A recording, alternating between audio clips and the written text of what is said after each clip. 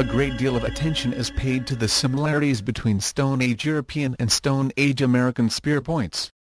However, it must be emphasized that there are also a number of other Stone Age tools that both cultures had in common tens of thousands of years ago.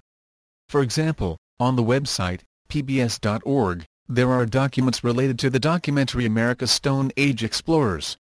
These web pages featured a number of facts regarding these similarities which were not highlighted in the actual documentary.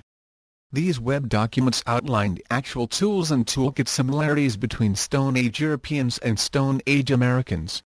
First, we have a tool which is known as an end scraper. This tool was used for scraping fur from animal hides. Pay particular attention to the quote, "For European and American Stone Age peoples, end scrapers served as heavy-duty scraping tools that could have been used on animal hides, wood, or bones." End quote. Next is the tool called a burin. This was used for carving bone, antler, or wood. Again, attend to the quote, "Burins are among the oldest stone tools, dating back more than 50,000 years, and are characteristic of Upper Paleolithic cultures in both Europe and the Americas." End quote. Third was the antler harpoon, used for hunting large marine animals. Note the Stone Age European and American link, quote, "Upper Paleolithic cultures in Europe between 20,000 and 10,000 years ago hunted seals, whales, and even swimming land mammals such as reindeer using antler harpoons." In the New World, these harpoons appeared only around 6,000 years ago in the Arctic cultures of Alaska and Canada. End quote. Fourth is the Clovis point. Other parts of this documentary review the copious evidence showing a Stone Age European or Silurian link with this Stone Age American or Clovis artifact. Fifth is the needle, used for the same thing needles are used for today, stitching clothes and other hides and fabrics. The relevant quote here is that, quote, "Archaeologists have found bone needles dating to within the past 20,000 years in Europe and North America, where they might have facilitated clothing and boat production."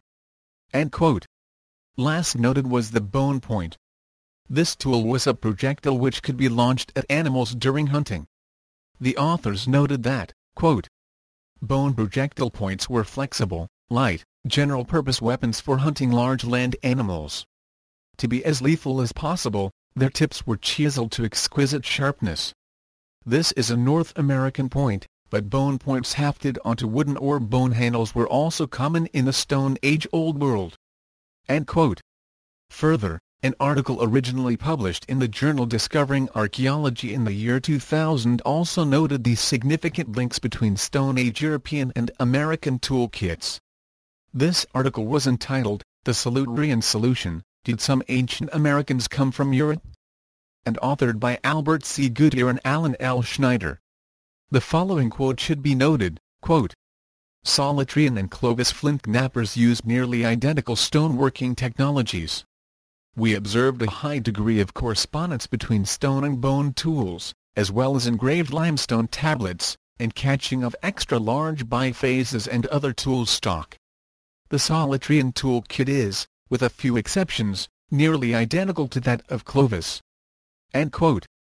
Such a similarity in the tool kits of Stone Age Europeans and Stone Age Americans adds further support to the convincing pattern of evidence showing a much earlier Stone Age migration from Europe to the Americas.